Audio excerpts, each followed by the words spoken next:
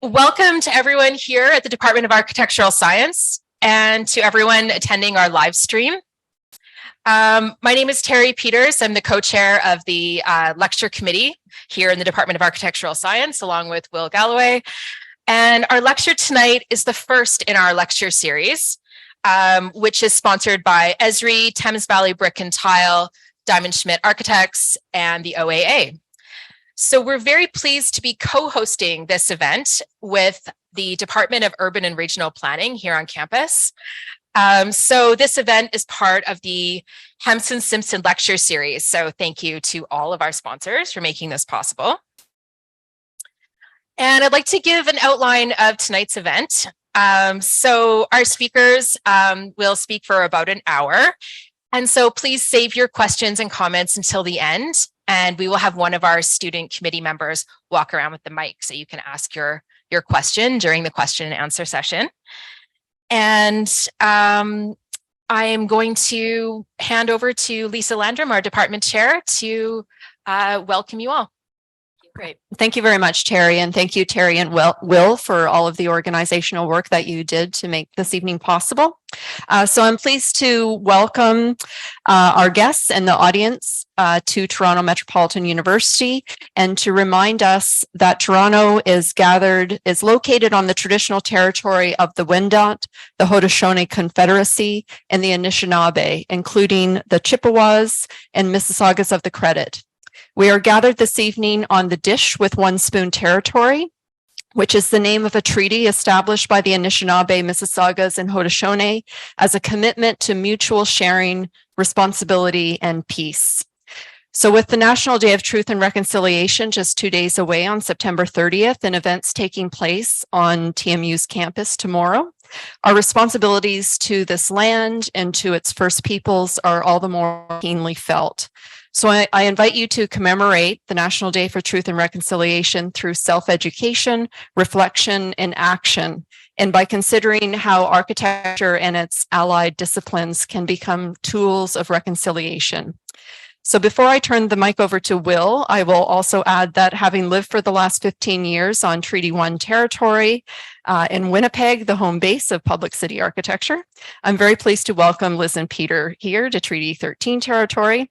I've been fortunate to collaborate with Liz and Peter and members of their office, including Andrew Luthwaite, for several years, and their work has significantly enriched the practice and pedagogy in Winnipeg, and I know they will do the same for us here this evening. So welcome, and over to you, Will.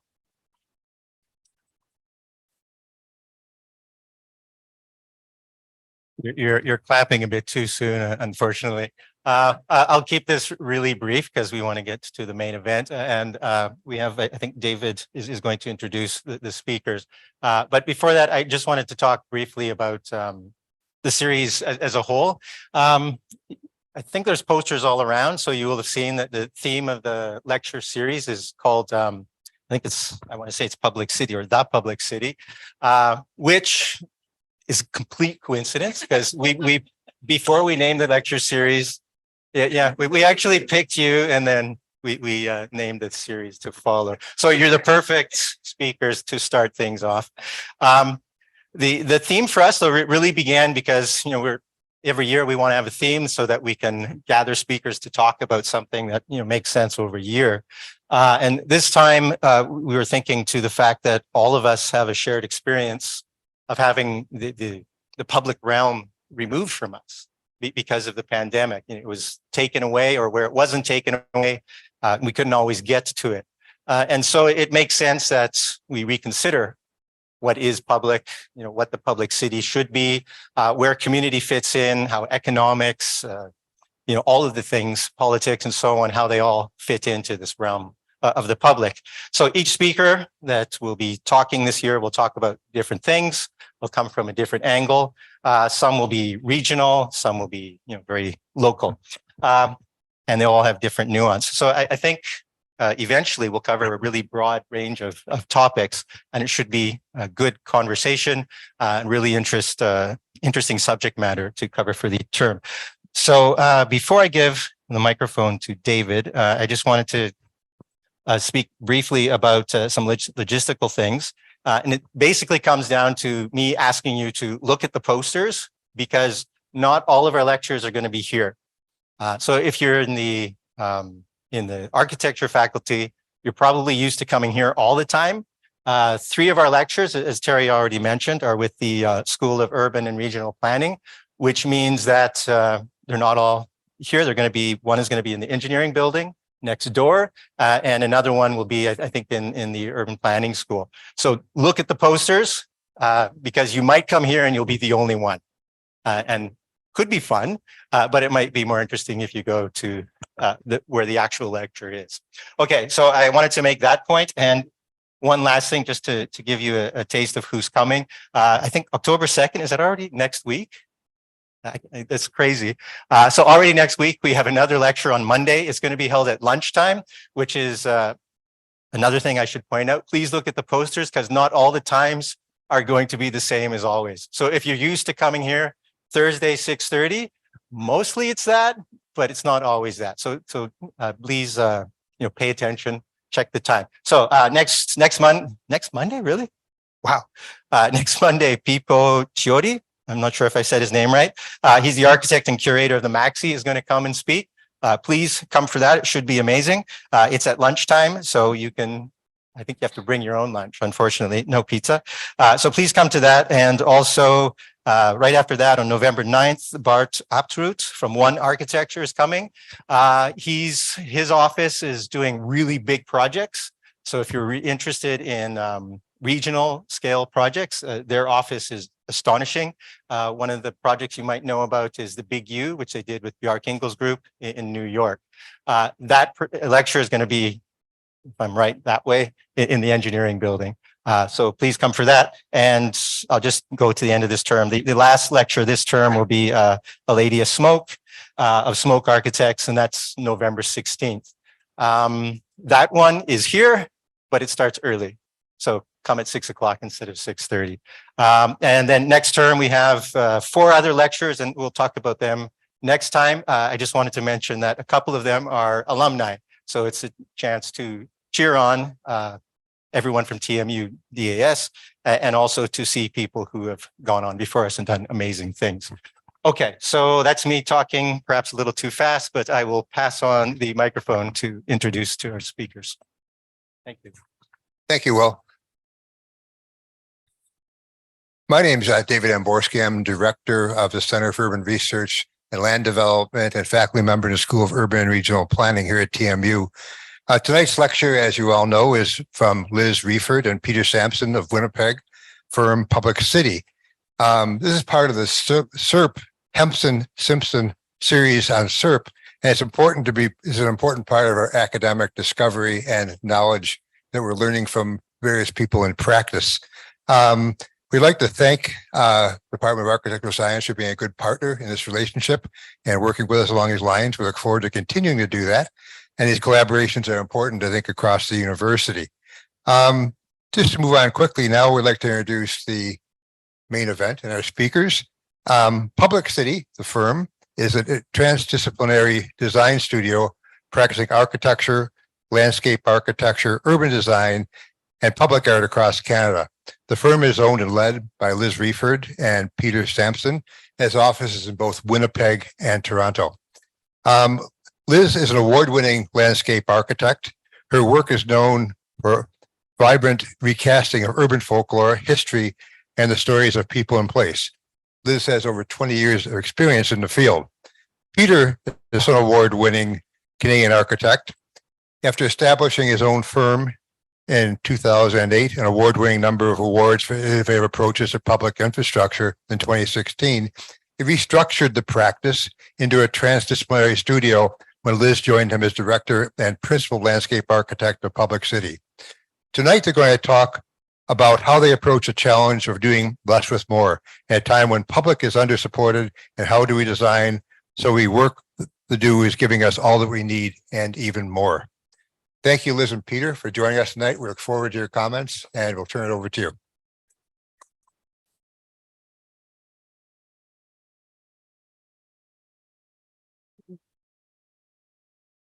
Hello. Thanks for coming tonight. So nice to be here. It is very nice to be here. Hello, everybody. Hello, old friends and new friends. It's nice to see everybody here. This is great. It's been a while since I've been in the pit, so it's nice to be back. I'm going to let you start with picking up from the land acknowledgement. Yeah, we just want to also acknowledge that we work across Canada. So we recognize that we are from Treaty 1, and our offices are our main office is there. But in the spirit of reconciliation, we acknowledge that the diverse lands about which we speak and upon which we build are the traditional territories, homelands, and treaty lands of all the many First Nations, Inuit, and Métis nations who are the original and long-standing stewards of these places. We're grateful to the elders and the traditional knowledge keepers with whom we consult and who generously share their stories with us. We're thankful to have the opportunity to live, work, and play on these lands and to celebrate and honor the diverse Indigenous people who have and continue to call these landscapes, communities, and cities home. And we're going to talk about some of the people that we collaborate with tonight. Oh, this is me. Yeah, so we're Public City. That was a great little introduction. We are a firm of about 15 to 20 steadily growing. And we have an office in Winnipeg and also one in Toronto, which we recently established, although we have been working in Toronto for many years. We do a lot of work in Calgary as well. So our Winnipeg office is nice and central.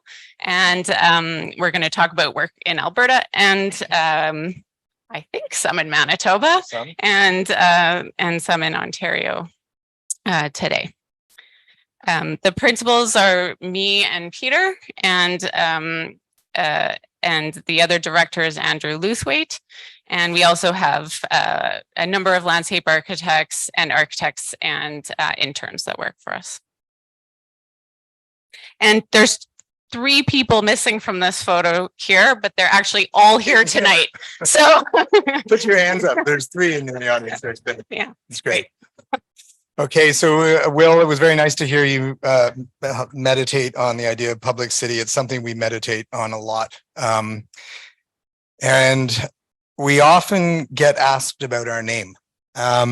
So usually it's a question after we've introduced ourselves along the lines of, huh? And sometimes we get a more fulsome question that's more like, wait, what? And others have asked, aren't all cities public?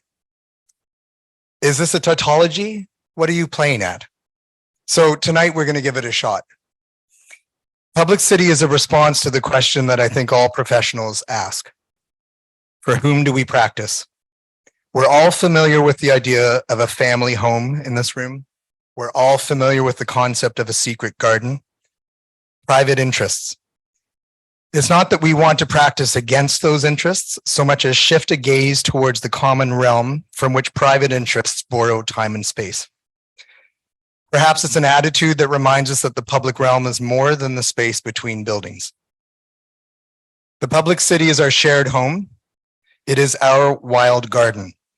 And though it might need some tending to, everything that draws us towards it, everything that makes it beautiful, lies in its capacity to outlive and outperform any amount of weeding or structure that any of us is going to bring to it.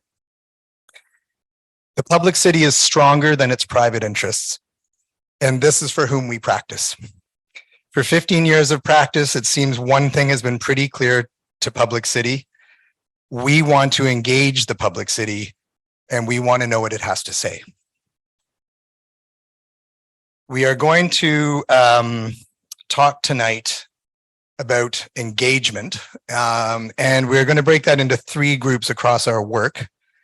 There's 3 different ways that I guess we are looking at how engagement affects and influences our own work, and how we in turn are able to influence the environments in which we work. So we will begin with 2 projects about urban engagement tonight, and then we will talk about 3 small projects that engage with people at a community scale. And we will wrap up the discussion with 3 more projects that really activate their sites in a particular way. If there's time at the end, like an encore or something, we're going to present some of the work that we're doing that's going to be entering into construction in 2024. which we are super excited to share now that it's becoming available. So we're going to introduce you to this first topic of urban engagement. These are a collection of slides from Winnipeg.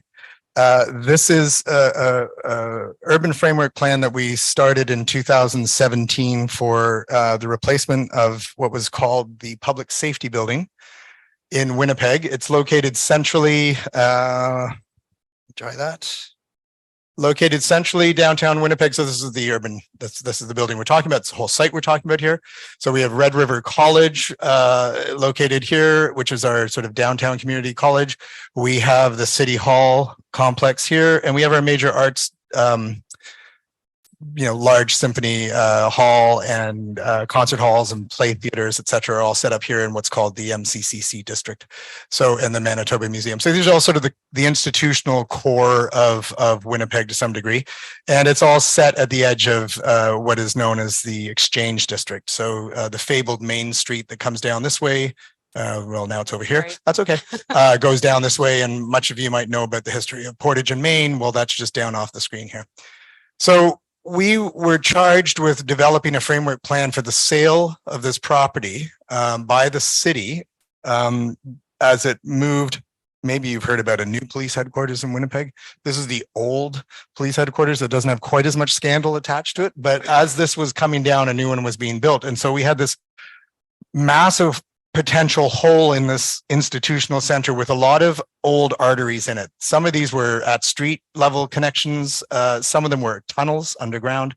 And we were charged with coming up with a new set of standards for how any developer might purchase the land and develop it in certain ways to the north, and what the sort of trust body of the city of Winnipeg called Center Venture might be able to do to sell the land and develop its last parcel of land as it what's the word we say, disbanded.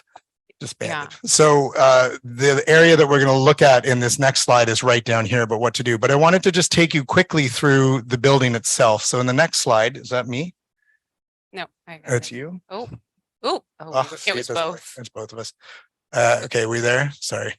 We're a little spazzy. We've been There we go. One more. yeah. So yeah, to be here tonight requires catching a 3:00 flight in the morning from Winnipeg.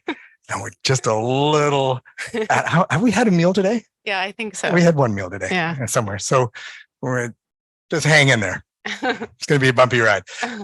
So anyway, this is what used to, okay, I'm sorry about this, wrong button. So this is what used to sit on the land. This was an old public market in the area that I showed you. And in the sale and the redevelopment of the land, the plan was to make sure that the trust of the original public safety building lands would stay somehow dedicated to the public. And so some of the things that we did just beginning to sort of understand the project ourselves historically was actually just graft history formally into images as opposed to write about it. We just wanted to kind of situate ourselves and situate stakeholders sort of into a simultaneous memory of present and past to sort of help them understand what they were looking at as we would embark on engagement sessions with them. And wrong way, I'll get it. And what I also just want to point out to those of you who sort of study architecture a little bit more, maybe than just the form around architecture, is the sheer magnitude of the building that we were dealing with here. This is a major sort of Tyndall stone clad brutalist structure, a strange hybrid of, concrete bleu clad in Tyndall stone. So an odd kind of prairie reinterpretation of the French evolution of a densely built concrete structure, so massive that it was hard for us as a team to come at this, imagine how we might not just repurpose it. It's such an incredible building. It was built in 1968. The architect is Les Stetchison, and it was made with concrete by tremendous amounts of community members from overseas that were coming here to build dams in Manitoba. And concrete back in those days was pretty awesome. So we would come at this thing and say, there's no way you're going to tear this thing down. This is the best concrete in the prairies. This is a fantastic building. What actually happened after all of that, effort to, demonstrate how amazing this place is going to be, the sheer economics of being in a prairie city and redeveloping a 6-story building, the math doesn't work. There's no way that you can justify the reinvention of that building with the land values that are available to you. Nobody could actually make the performance work. It was our efforts to reimagine some of these institutions that I showed you in the first slides coming in to inhabit this space. You know, it was great. Pretty pictures, black and white numbers. No takers. No takers. No takers. No, we moved on. So what we did was we then moved back to the discussion with the public about how to engage. And I think this is for you, right? Yeah, I think something that was really key about this project is we were tasked to develop a number of guiding principles for the urban design strategy for this area that would be basically sold to developers, the north half of it. But this site was really problematic because it was the old police headquarters. There were a lot of negative connotations that were associated with this space in the neighborhood. It's a very diverse neighborhood. There's actually a lot of houselessness in the neighborhood, and people didn't want to come here. They didn't want to have anything to do with this place. So what we had to do, instead of doing surveys for the public engagement that we were asked to do, we suggested a much more integrated engagement strategy. And that meant actually being on the site and inviting people into the space and looking at it sort of from the outside or the inside out. And we talked about it like turning the site on. Nobody even really knew it was there, this plaza behind the police headquarters. So we did a whole bunch of stuff. One was we made these crazy cutout things that you could download and like cut out at the kitchen table and make a model. I don't know if anyone ever did it. And then Yes, they did. We did. And then we found this amazing Winston Leathers mural in the tunnels underneath here, which were completely closed off. We got a little tour in the tunnels and found this mural, and it inspired us and thought, let's bring that up to the surface and just like make it bright, make people come and see what this place is. And so we did a huge mural that extended all the way over to Old Market Square to a like kind of throughout the Exchange District of Winnipeg, and it worked. It took the site from this sort of one day to this the next day, and then we kept adding to it over the summer. We also needed to have sort of a public engagement traveling piece that we could bring to festivals and things. So we made a bubble maker. Yeah, a bubble building. A bubble building. So we made the public safety building into a wagon, and then we blew bubbles out of its butt, and we like trailed it around all over Winnipeg, and people came and they wanted to see what this thing was, and then they filled out all the surveys and the drawings and things that we had to do just like that. We could have made surveys, but we would have had to send them out and ask people to come meet us at our little Charlie Brown, bench. So we actually found that by just building this bubble maker and towing it and producing bubbles, it actually drew people to us. And we allowed a group of interns and folks that were sort of hired by the city to do this. They said they had never engaged with the public in any way like this before. It was just, it was like a little circus that went around, but they started great conversations and they got great intel. And we had something like 1,000 surveys at the end of a day. And they were like, we don't know what to do with all this information. But that's a better amount of intel for architects and designers dealing with urban issues than having 15 surveys of people who are actually committed to the issue. We were talking to people who knew nothing about the issue. We also made kind of an urban engagement hub on the site. We got an old shipping container and painted it and put it down on the stripes, and we had all of our meetings there. So we invited the mayor and all the politicians and every stakeholder into the space and had all of the public engagement meetings actually on the space. We also did things like we engaged local arts organizations. This was a big dance ice cream party that we organized, and kids were there and there was music, and it was great. People all of a sudden knew what this place was. They were taking pictures of it and inviting their friends. We also were really happy to have the last event of Nuit Blanche at the site, which was great that year in 2017. 17, I think.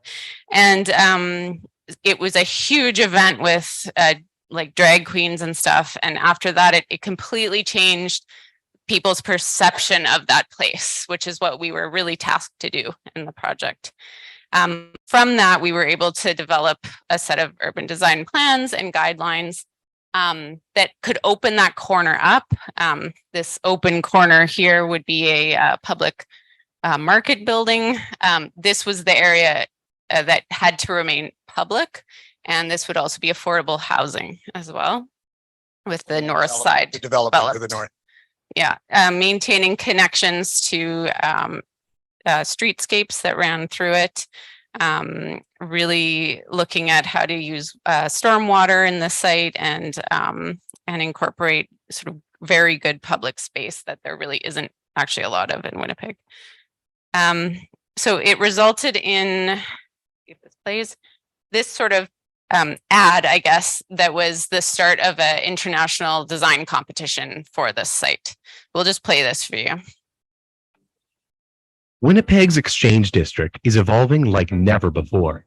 In the early 1870s, the site was a commercial hub, home to a bustling public market. Since then, downtown Winnipeg has undergone many changes. It's come a long way since the 1800s, but the Exchange has yet to reach its full potential. Cue Marketlands, a reinvention of Winnipeg's historic marketplace for the present moment. Over the past year, we've worked together with our city to determine how to transform the unused public safety building and civic parkade into a high-profile urban space and bring back the light to downtown. The Exchange should be a place for, well, exchange, exchanging ideas, art, and business, a meeting place for creators, full of big and little discoveries, where the best of Winnipeg's past is reflected into the future. Marketlands is fueled by conversation. Hundreds of Exchange tenants, employees, and business owners have offered their insights to ensure that the values and needs of their community are honored in this project. Now, a cutting-edge urban design is in development, with the goal of creating an inclusive, welcoming public space in downtown, connecting Winnipeggers to each other. None of this is possible alone. Marketlands is being built from the ground up, relying on conceptual guidance, financial support, and advocacy from people across the city. It will take many voices to make this project a reality, transport the historic marketplace into the present, and create a new legacy for downtown Winnipeg. Together, we can redefine what's possible in the Exchange. Help make history at marketlands.ca. So that project went on to an international competition. The winner of the competition, so that was the framework for the competition work that was done. Our time on the project was up.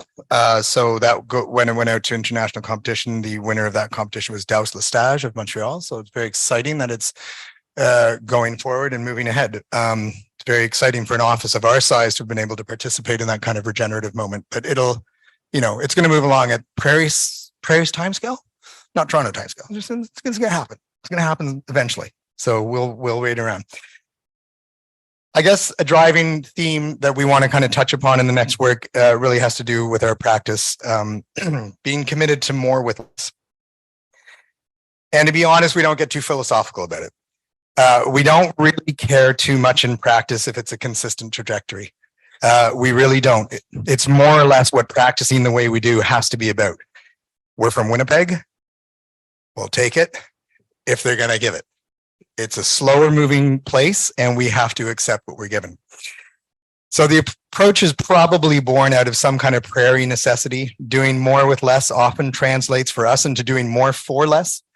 And that doesn't line our wallets too well all the time, truth be told. And for some reason, we're still committed to fashioning our practice on this commitment to do more than is asked of us. Not because we're high and mighty, just because we know it's needed. We've never really followed a program brief, have we? Oh, no, I don't think I don't think we followed a program brief. And it's not a particularly good service model. It's not one that we really, honestly can promote. Except to students. But if we're honest, half the time we probably piss our clients off. For better or for worse, it is more or less a critical position that keeps us practicing. And it is our burden to carry. one of a professional commitment. So resignations to do less is not necessarily what's going to drive our practice. What we have concluded after 30 years and counting, looking around Canadian cities, is less is more. That old adage has really just become an excuse to do more of less. And we do practice against that conclusion. You want me to read this next part? I'm going to read this next part. So when it comes down to it, our practice is all giver.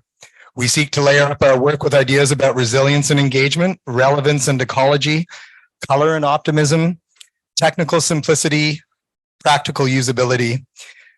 But we do design for more impact. We design for more public place, more public space, more awe, more winks, more laughter, more aha.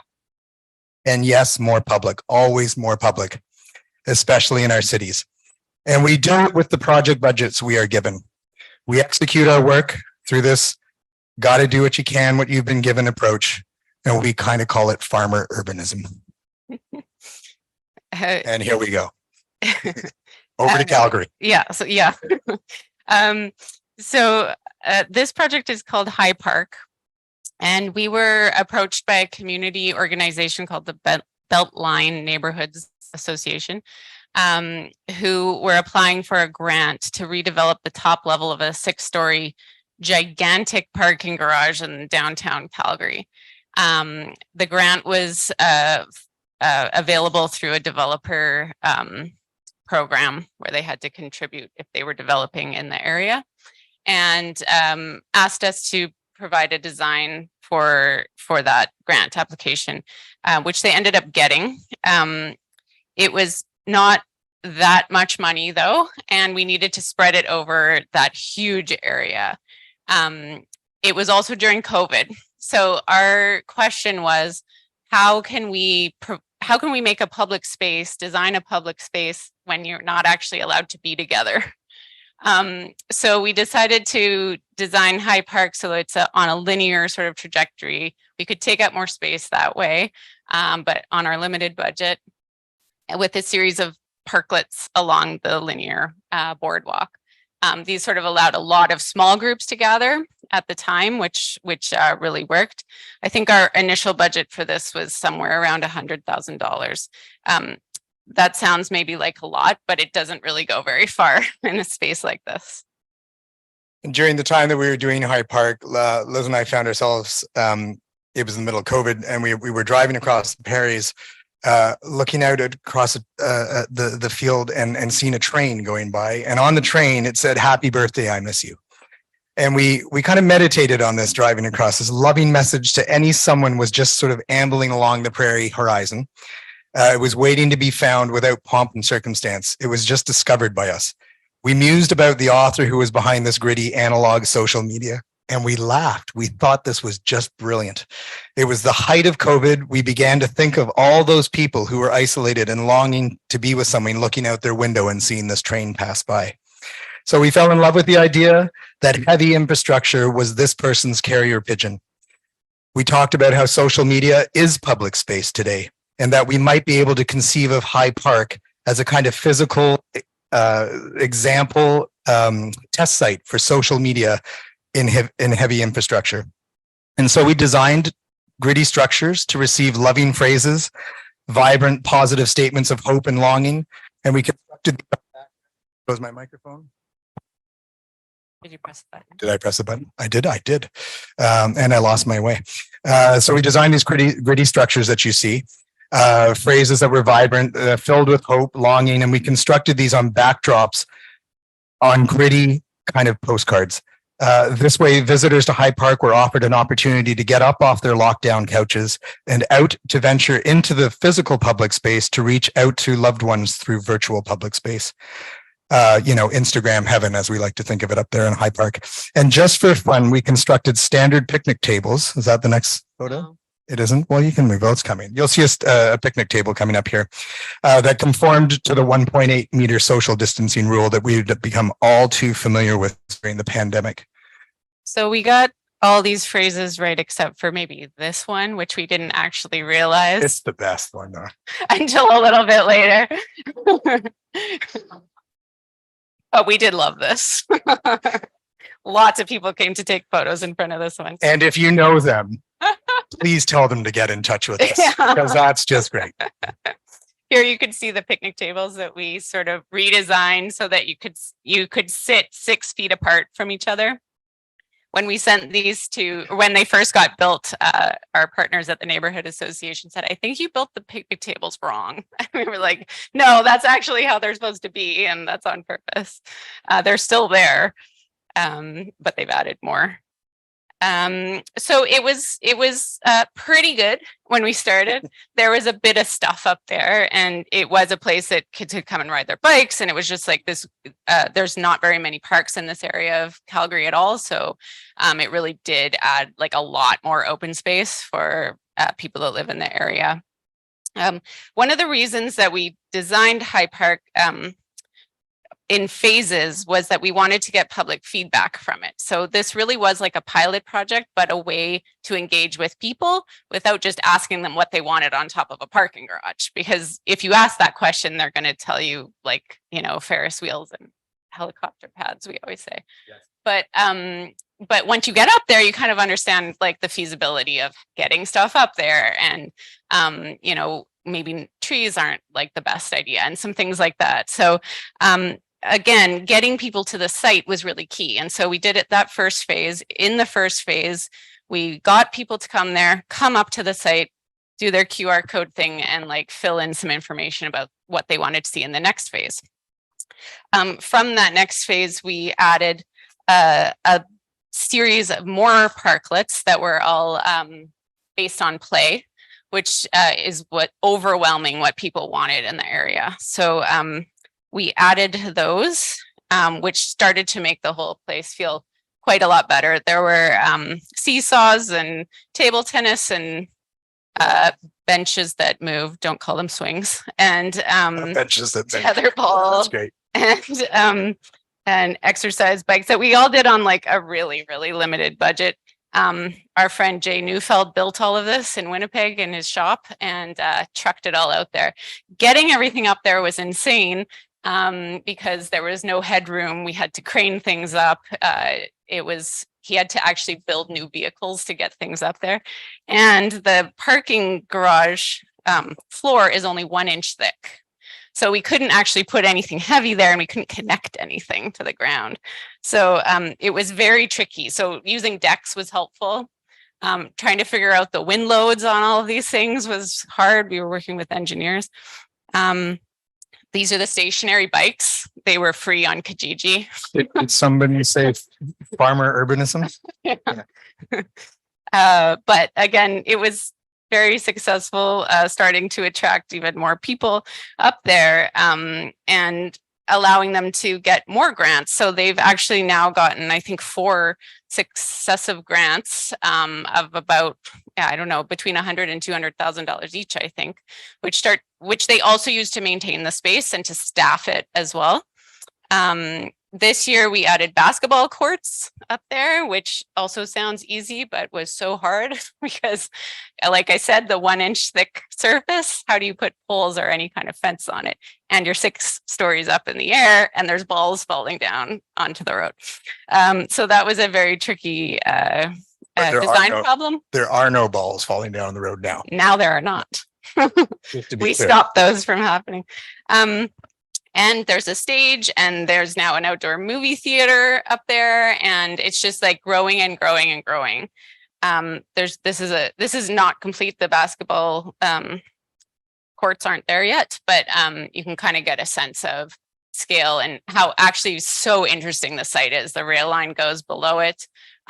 They still use the parking garage all throughout. You get to this place by an elevator through the parking garage. They have mural festivals there. They really, really activate it. The community association is amazing. They have people there all the time. There's a fireplace up there even. I have no idea how they were allowed to do that. But yeah, so that has been a really successful project. I'm hoping they're going to get like a $5 million grant at some point, and we'll be able to turn it into a real project that has a lot of longevity. All of this stuff has a couple years kind of shelf life. and it looks like that after a year or two. They have to keep repainting it, but because they've been able to prove it's so popular, I think it's going to have a long life. Community engagement. How's our time? I mean, we're good. It's 10 after, in about half an hour. We good? Okay. So we're going to touch on some projects here quickly that really just kind of took this notion of engagement, took a program brief and unfolded that program brief into some other set of solutions for the client. It really began with this project up here, the bike lab, which garnered a bit of attention because we were tasked with building a transit hub for the University of Winnipeg. And we said, why would we build a transit hub? You're already a hub. Why don't we just turn your hub inside out and figure out who's inside there that's not reaching your transit modes? It was a group called the Ghost Riders. They were winter riders who had a small studio space in the bowels of the University of Winnipeg, who had no studio space or access space to the communities around them. And we're looking for ways to reach out into the community and bring the community into their expertise. So we took a couple of containers, we unfolded those, built this little project for $130,000 when they came to us with a $130,000 design fee. We converted their design fee into an asset fee, which still stands on the site today. So shipping containers, you know all about them.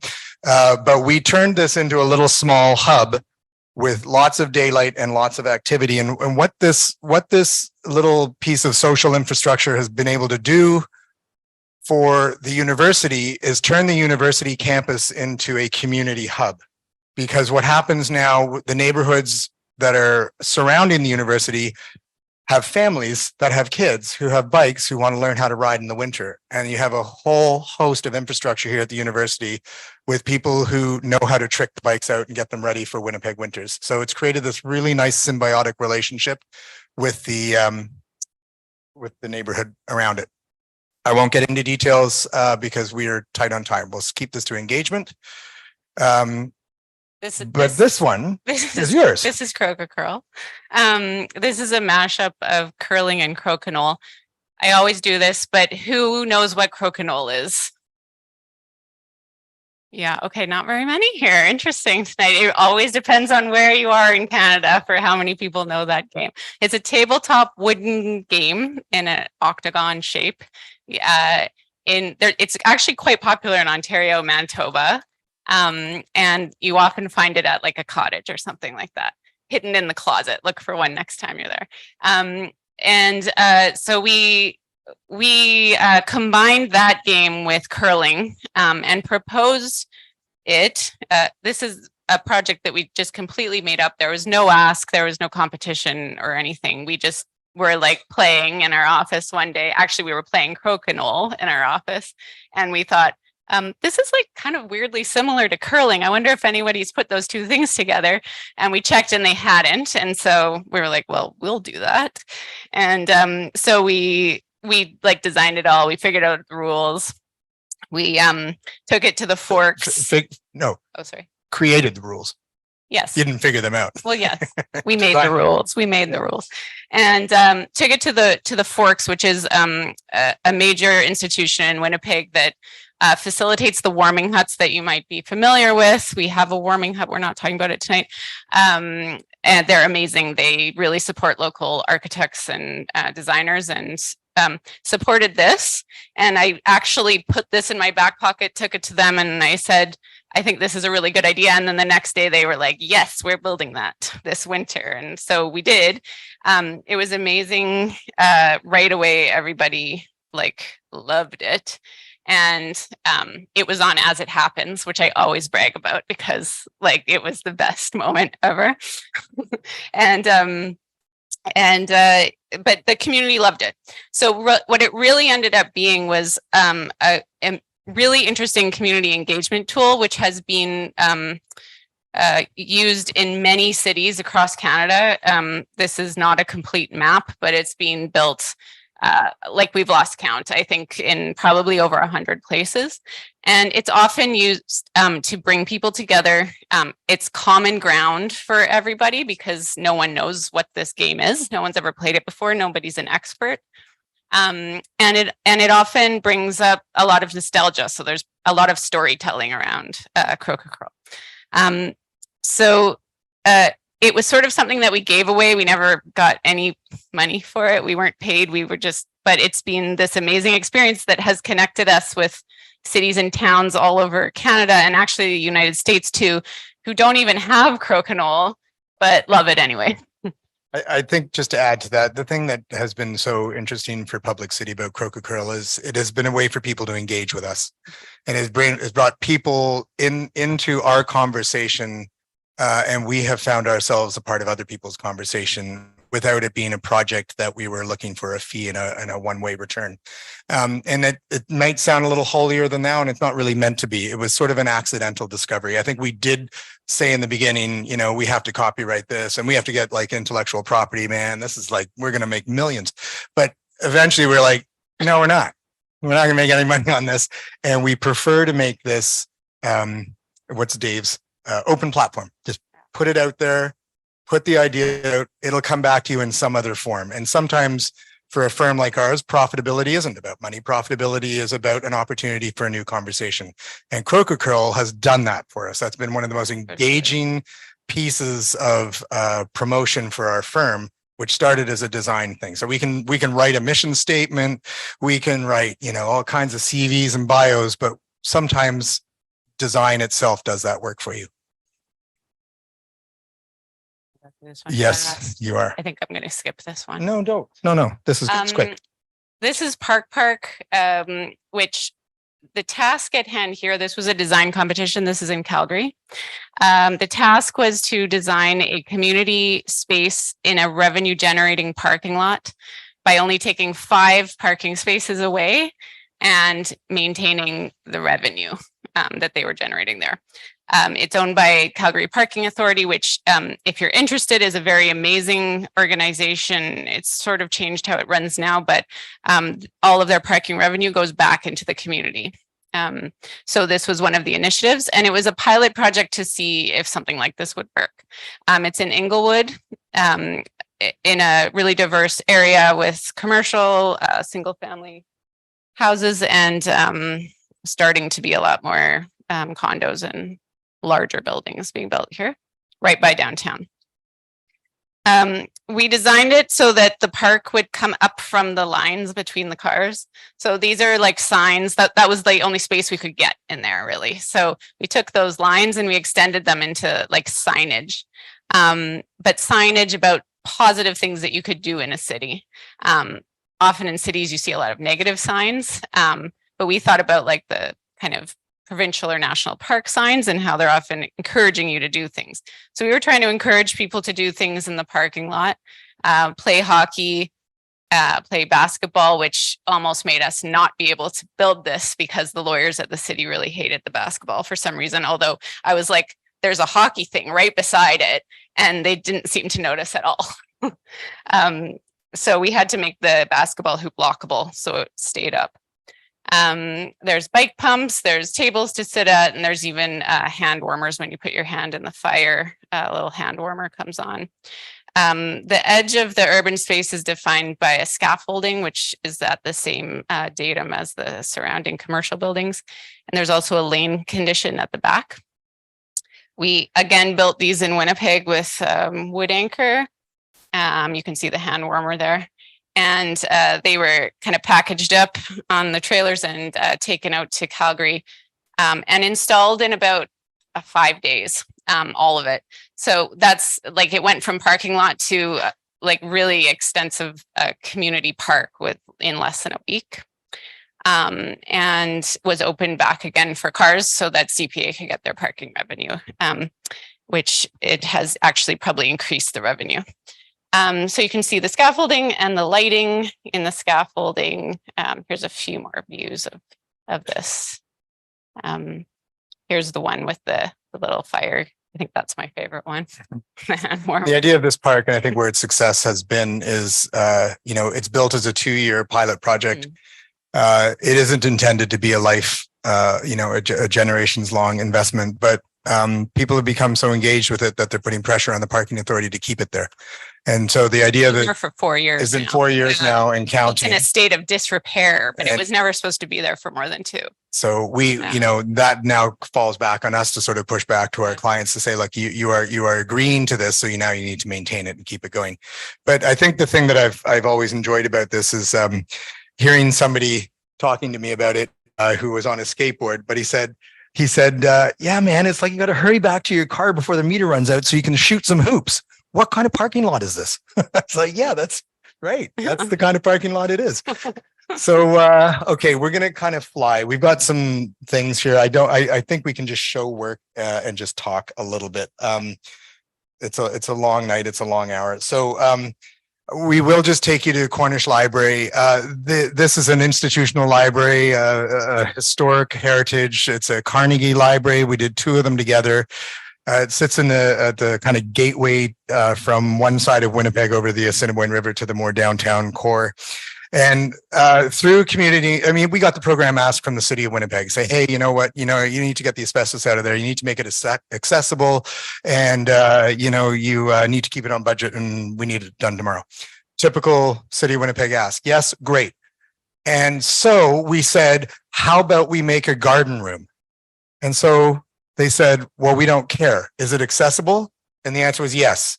And is it going to get rid of all the asbestos? And we said, yes. And is it going to be nice? And we said, yes. And they said, okay. So we did it. So the idea here was to take an opportunity to work with a local public artist, Michael DeMontier, formerly of Royal Art Lodge. Well, now that's just a little too quick. Oh, sorry. I thought you wanted to show his thing. I didn't even get to. Yeah. Okay. Well, this is Michael's work. So there's Michael's sketch. The idea was, I mean, in Winnipeg, those of you who are familiar with it, frankly, bedrock is 80 feet below grade. You want to build a porch, you got piles. You want to build a house, you got 40-foot piles. You want to build a library, you got like 80-foot piles. And we're not joking. I mean, people in Toronto go like, what? Doesn't sound like much. No, it's stupid. We live on a large piece of soil moving north to the Hudson Bay. So you have to resist that. So the lifespan of every architect is spent resisting the cost of engineering because it eats up all of our budgets. So we actually worked with our public artists to say, what if we just had one pile and you could make that the focal point of this garden room, and you could wrap the infrastructure around one public art piece, and it would also be the pile. And the structural engineer and the architect, me, and the artist got together and sort of conceived of a way to do it, and we stuck to it. He took the ideas away. He wrapped his ideas around the territory that we gave him, and he executed his art piece directly in line with our singular pile into the ground that holds this cantilever out over the sloping site facing the Assiniboine River, and creates this new kind of unfolded library room where once there was a very heavy masonry clad walled in public institution. We took the approach to say it's about time we opened up the public space and made it more inviting, made a kind of gateway condition, and made it sort of dissolve into the forest at night. Okay, we can speed. This is Forest Pavilion. Charged again with the city, replace the outhouses that have a roof on them, that are disgusting, dank, and horrible, and been there for 15 years and are shut off, most of the time because of vagrancy or, bad infrastructure. Do it on a budget and do it fast. So we slowed down. We gave them some toilets, but we also gave them a change room, and we also gave them a fire pit, and we also gave them a change room to support the whole outdoor winter skating rink and activity center that the place became, because we said this park is dying. This thing is just a teenage hangout, right, Noel? Yeah. So, we know what happened there. But we wanted to come in as architects and say, unless you invest in this public realm city, And unless you make people want to come here, they're all too smart to want to keep coming back here. So you're going to have to show that you're serious. I think we've had great success in this story with the city. I won't go into it. You can read about it. It's fairly well published. We've had a lot of traction out of this story where we have demanded that the city on their budgets demand more of those of us who are in the profession and let us do what we're good at because we're professionals. Keep the project managers at bay. We'll mind the budgets with them. We'll mind the ask, but we'll not only deliver the program, but we'll deliver Uber programs if you let us do it well. So a lot of tricks in this kind of approach to architecture are about minimizing your wall section. It's about using fence structures instead of wall structures, reducing your assemblies and being clever, working with one simple system, trying to figure out where to put all your infrastructure on site closest to the existing systems and letting the free space of the rest of the plan just kind of grow out into the area. And we can talk about that in another one. This one is also cool. Liz. This is called Manna Toboggan. And again, we were asked by the city to replace this toboggan slide. What is a toboggan slide? When you live in a place that has a hill, you probably have never seen these, but in Winnipeg, it's flat, flat, flat. So we actually have to build these for kids to toboggan on. And this is a, believe it or not, standard city detail. This is civic infrastructure, Winnipeg style. Yeah. But it was falling down and it needed to be replaced. So we Farmer urbanism. we replaced it, and I think this was an interesting thought that we had about engagement, where actually the city didn't engage really at all about this. So we designed a whole toboggan slide that you walked upstairs to get to, and then a bunch of people came back to us and said, but it's not accessible, which we hadn't really thought of. And the city hadn't thought of. But there hadn't actually been an engagement There process. was no engagement process. We were just given the task.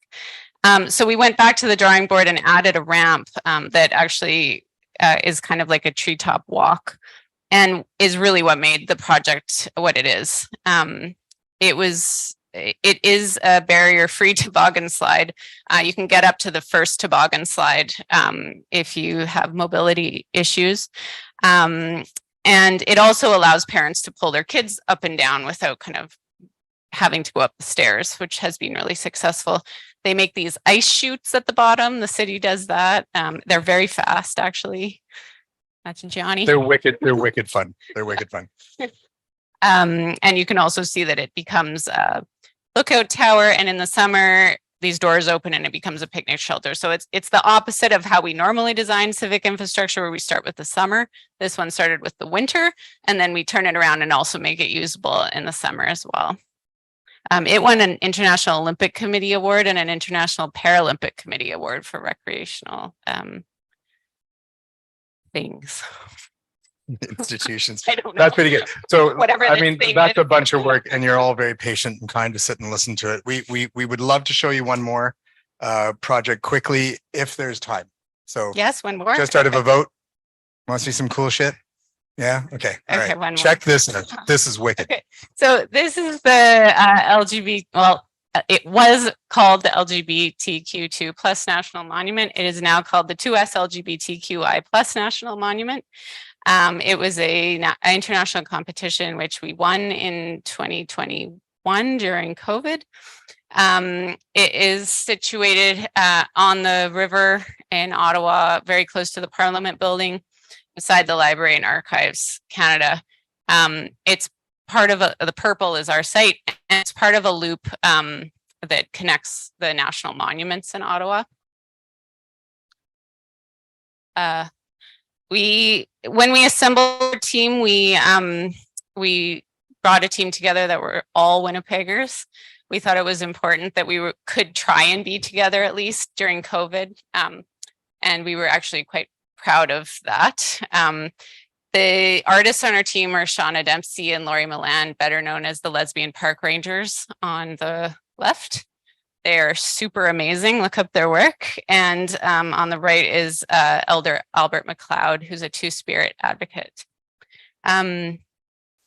We worked, this is during COVID. We mostly worked remotely when we were shortlisted during the design phase. It was a tricky site. It was sort of hard to wrap our heads around. We couldn't travel. We couldn't go to Ottawa at all. And Shauna and Laurie are performance artists. So it was a really interesting pairing because they didn't really know how to make form. They could just really talk about it a lot. So the other thing was we had to figure out a way to symbolize, well, the LGBT purge, which I'm not going to go into, but it's a period of Canada's history that not very many people know about, where LGBTQ people were systematically purged from the military and civil service and tortured. And there was a class action lawsuit by a group of people against the government, and they were awarded reparations. And as part of those, they were given money to develop a monument in the names of the people that were no longer with them, who were a part of the LGBT purge. It's a very horrible part of Canada's history, and it continued until 1996. And I'd encourage you to watch a film called The Fruit Machine. It's available on TVO. And it will tell you the whole story. And a lot of people that are in that film we're working with now. So it was a hard task because we had to find something that would symbolize that, the LGBT purge, but could also lift people up. It was a place to celebrate and also look back. So working with Shauna and Laurie, we developed this idea of a thunder cloud or thunderhead, which is something that provides awe, but can also be terrifying. It can be beautiful, it can be regenerative, but it can also be really destructive.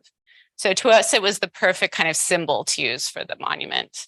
I'm sure you're familiar with them. They're very prevalent in the prairies as well. They also have an Indigenous significance where the thunder clouds are where the thunderers lived, and they gave new lease on the land, like provided life on the land. But how do you make a cloud into something that will last for theoretically ever? We tried sort of containing things and working with different materials and trying to figure out how to like model something that you can't model. We were also really sure that we needed to include disco balls. That was really important to us. So in the end, we combined disco balls and a cloud and found a way to make a cloud form inside a cylinder, as if like hundreds of disco balls were sort of imprinted inside the cylinder. Oh, that's Brianne. And made this void within the column. So the monument is actually a void. It's not there. And it's an imprint of itself inside the column. This was all the design competition phase, and we won.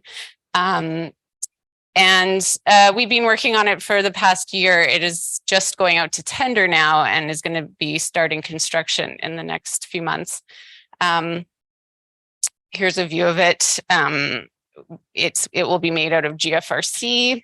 The interior of the cloud will be glass disco ball like tile. We've been able to stay really true to the original idea with only a few modifications. There's a medicinal garden.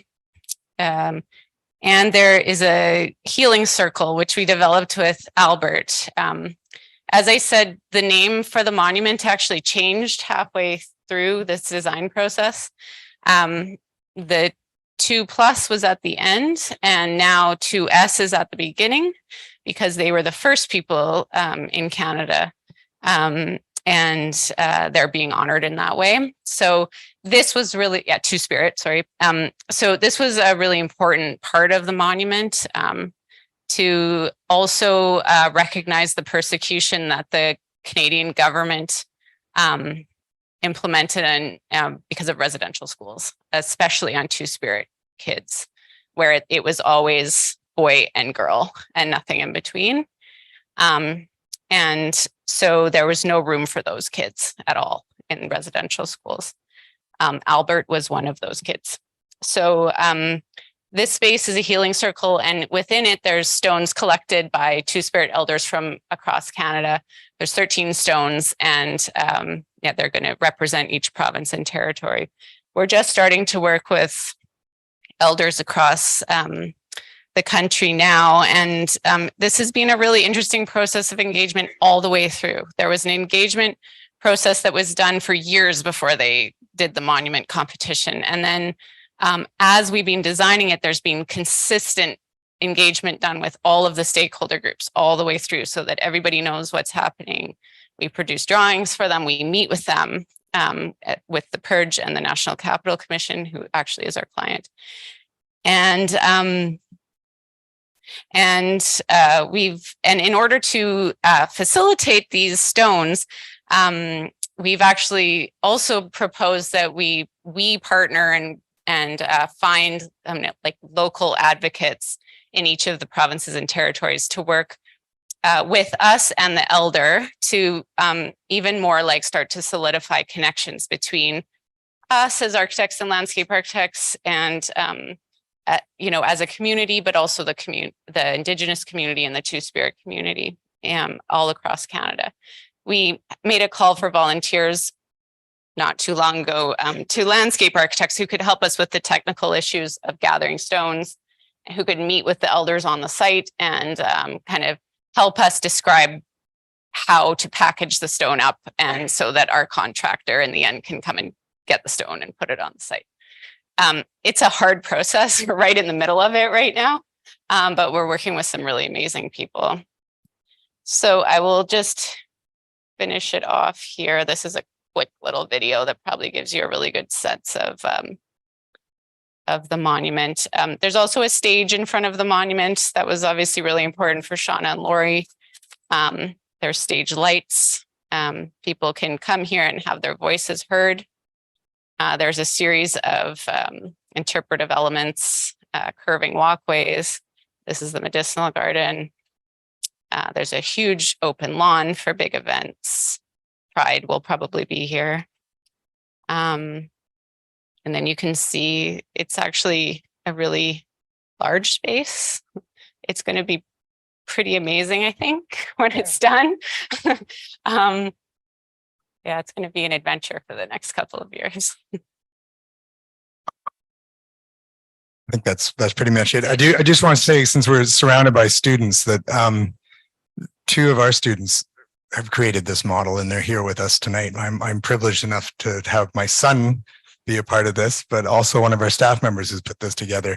There's great agency for students in young firms, and there's great skill that we depend on as thinkers, and we lean into your expertise. And I think there's an example right there of tremendous complex modeling. This is not easy. There's no app for this one. You got to figure this out. And it takes critical design thinking to kind of break it down and figure out how to harness the software. So, you know, since you're here, thanks, guys. Thanks for making us look job. good. Thanks, Yeah. thanks. Okay, thank you, everybody.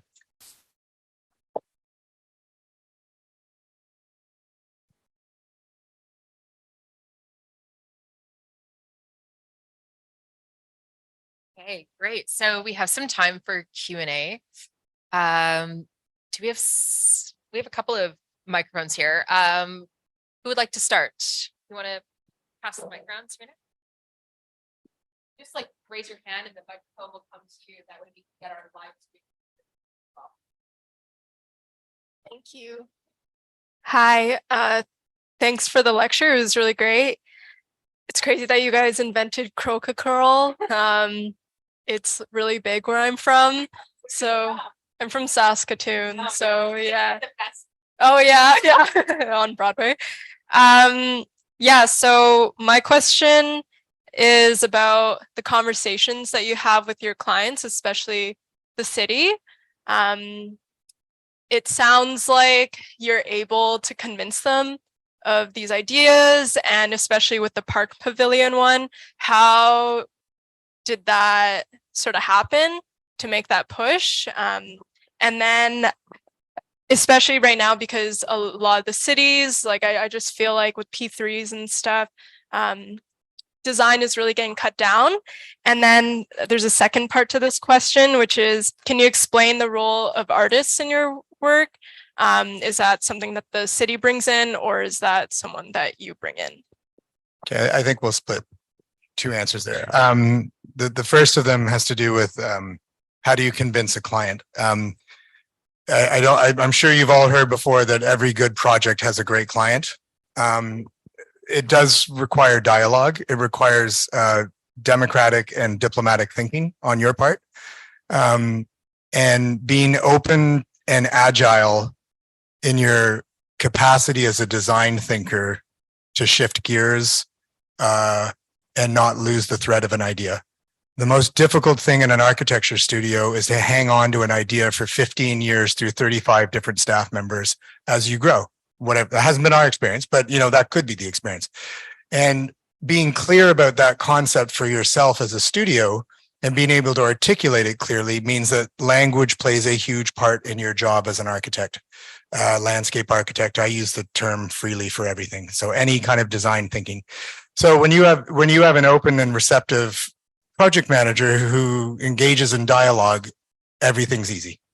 I mean, it is just easy. You can drift, but you're held to standards, and you're also held to the expectations that if somebody comes to you with an ask, you have responsibilities to meet the ask. So we do take that charge to heart, and we respect it. And sometimes we will take $130,000 offer of a fee and say, listen, we could take the fee over the next 4 years, or we could build something here. It doesn't really matter. We can engage in design build. We can do something different, but it isn't just us making a decision. It's about proposing the benefits and then following that conversation along.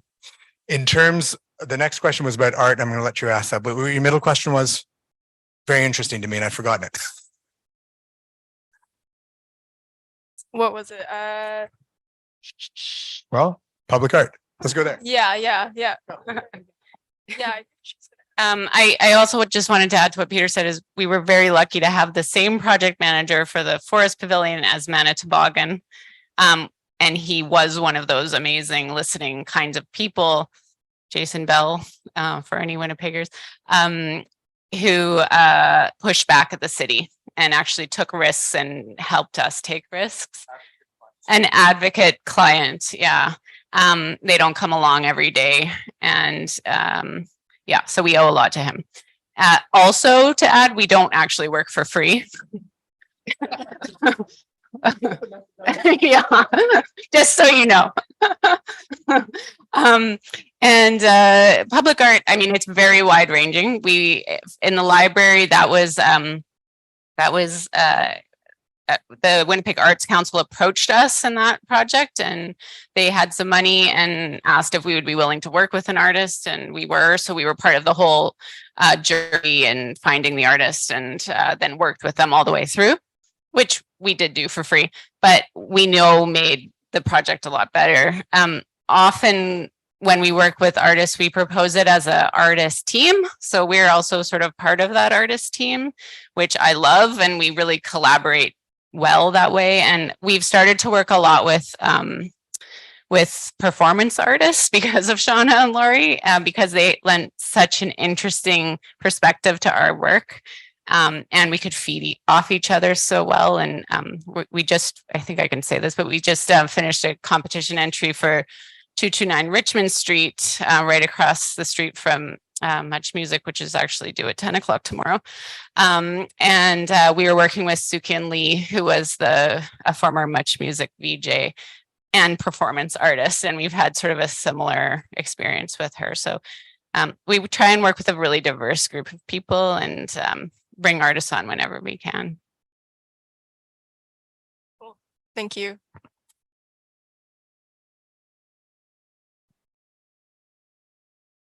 Hey, thank you so much, Liz and Peter. We are so lucky to see your great work from your firm. I guess my question is about the first couple of projects or 3 projects, especially the life span of the projects. How would you approach these projects if you want to extend the life of this project? Would you probably change the material or just keep fixing it each year? And the other part of the question is almost related. Are you using prefab materials, especially if it's open source somehow, maybe for the Bark project more than the other projects? And yeah, again, thank you so much, guys. Okay, I think, yeah, I mean, the longevity piece is a little bit tricky because we do seem to design a lot of sort of pilot projects that are only meant to be there for a couple of years.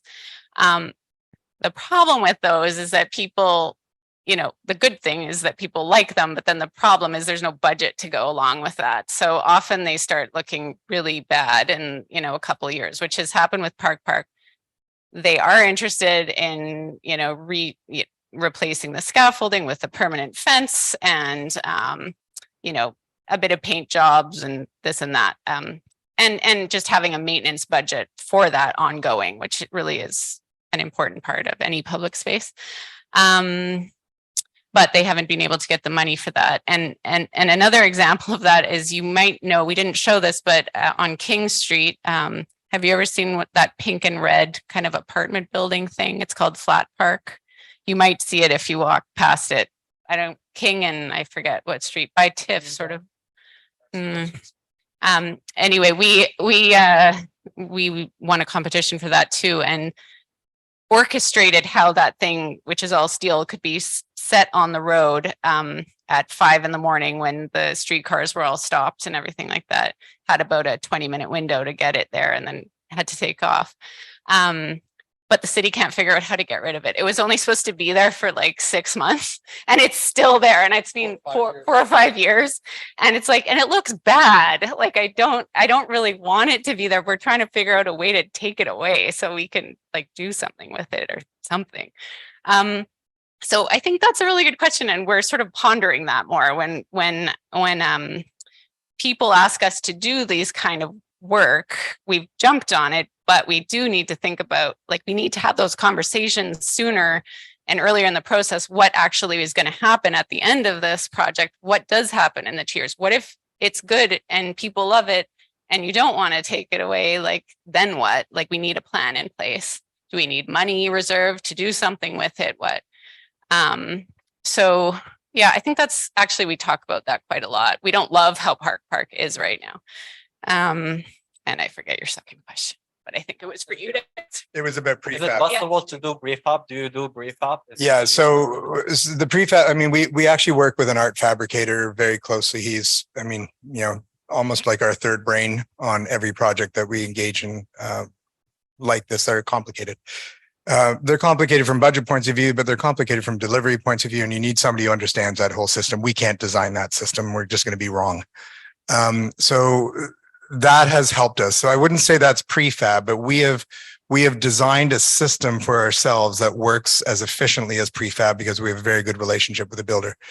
And that, I would say, is, every professional designer's ace in their pocket. Make sure you have an amazing builder that you trust and you love and you can adore, and let your work go off into their hands and know it's going to be okay, because you have to trust that sort of process.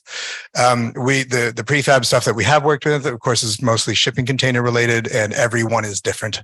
So you think of it as prefab as a concept, and the minute you inherit the container, it's been fabricated differently than you anticipated because there's many fabricators out there. So all of that requires a little bit of agility in the way that we think, and broad approaches to prefabrication as opposed to investing in prefab systems themselves in companies. It's just it's more an approach to thinking and design. So, yeah. How to prefabricate. Is there a question here? And one there? Sure.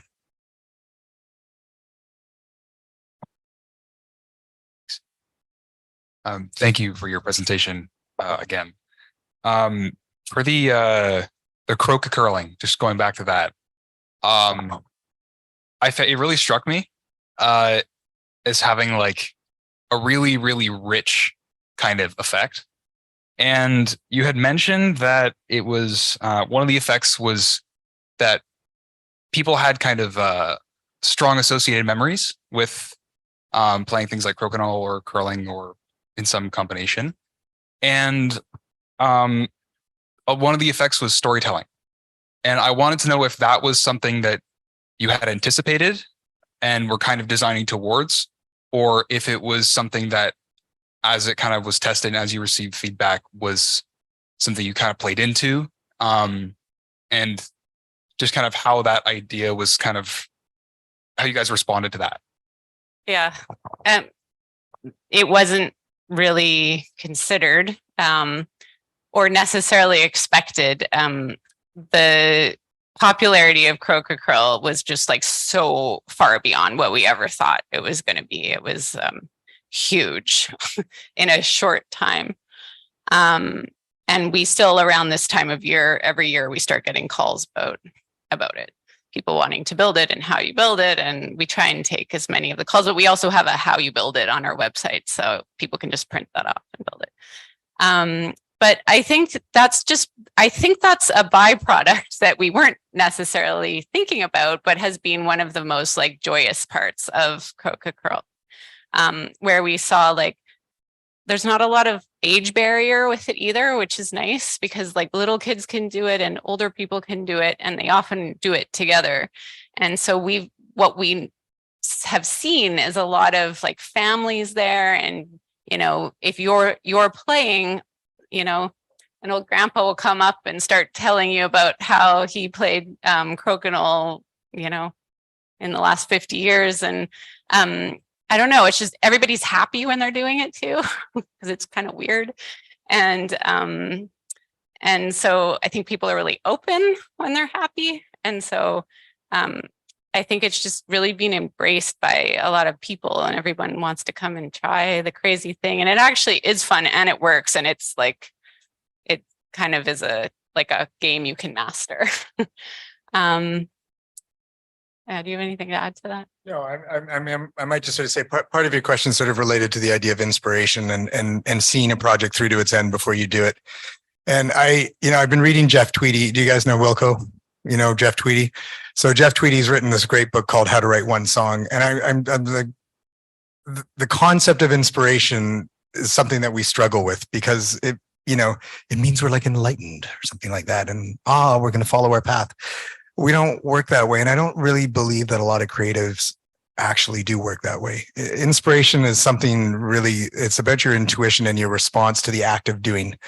And Croaker Curl is very much about doing something and not knowing where it's going to go, nor writing that path, but just watching what it does and still hanging on. And that is like the coolest process of design. That's what I'm hearing in what you're asking that you sort of like about it. And I think that's about your relationship to inspiration and being okay that you don't know the result. You can't write the conclusion before you've written the introduction. You know, hell, I was the guy who wrote the essay after I figured out all the facts. I wrote the conclusion, then I went back and wrote the introduction. I said, I think this is what the essay is about. And I think that's a real creative process. I don't think we're always that honest with ourselves about it as designers. We like to pretend that we have the rules and we're going to stick to it. And it's going to be very, perfect. But the process of design is continual problem solving and being, risk-free in your own thinking, that you are going to take the risk and push this out there because that's the only way you're going to find success. And you're going to be okay if you fail because we all fail. We're designers. So we start again. It's just what you do. It just goes round and round and round. I love that about Croaker Curl. I don't think we knew exactly what it was going to do, but we had an inkling that it was fun. We gave it to the world to see what happens. And we probably were busy meanwhile doing something else while we already, had figured out that, wow, this thing has taken off. We weren't paying attention. So. Thank you. Shout it out.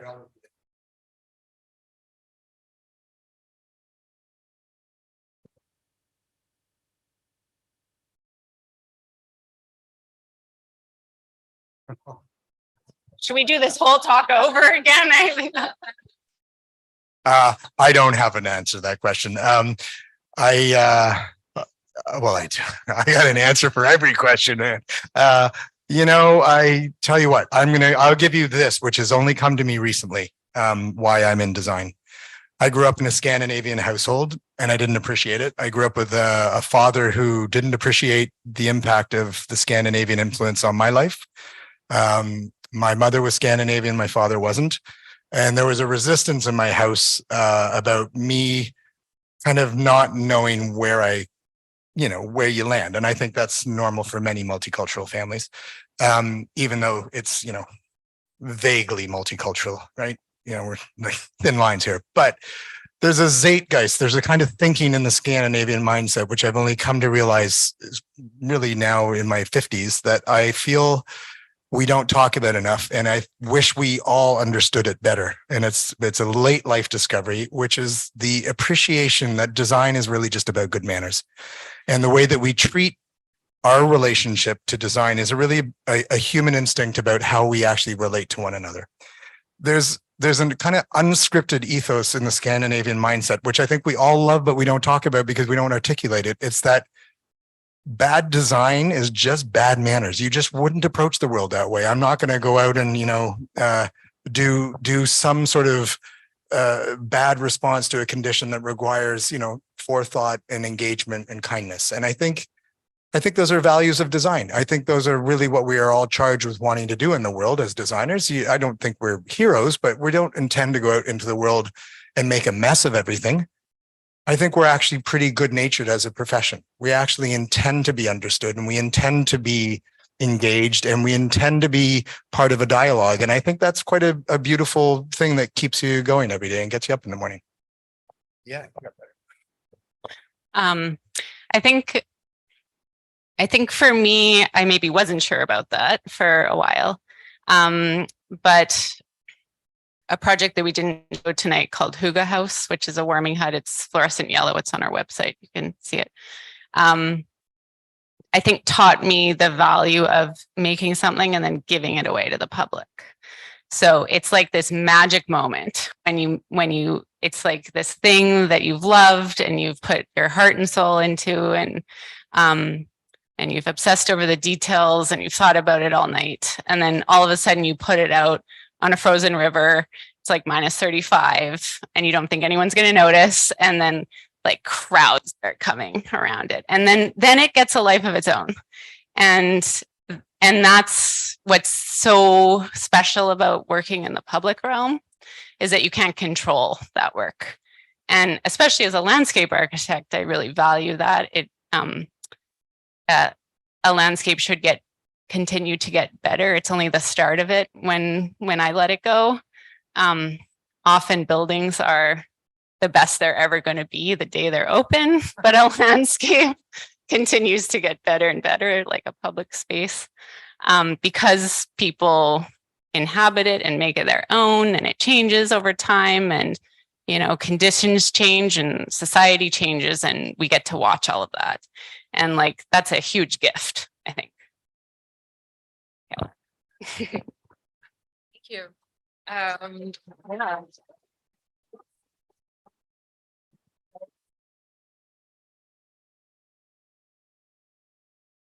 So thank you so much. That was such a great way to end this discussion. So thank you so much for your inspiring lecture. I'm going to let Serena thank you on behalf of the students in our committee and in our audience. Oh, you got your mic there. So thank you, Liz and Peter, for sharing the works of Public City with us today. I particularly enjoyed hearing about the High Park project, where you took what seemed to be a deserted, ordinary parking lot and changed it into an engaging public space with color, vibrant, positive messages, and interactive designs. And I have learned through, and I've seen it in all your works, that public and community engagement, which may seem as a large task, is about bringing out the small experiences that matter to people. And these are definitely ideas that I will take and implement in current and future studio projects. So thank you very much.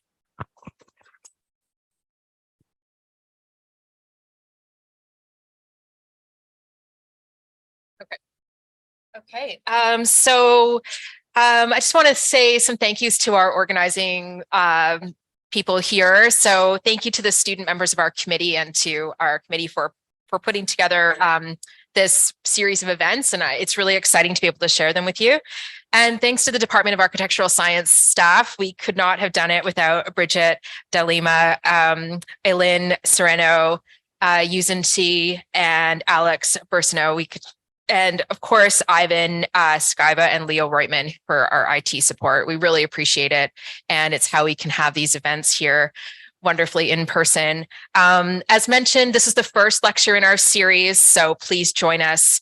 We're going to be having another event, as Will mentioned, co-hosted with the School of Urban and Regional Planning. We're so excited to be partnering with them for 3 talks in the Sampson lecture series. So yes, we have this event on Monday at lunchtime. Hope to see you all there. Thanks again. Another round of applause for our speakers.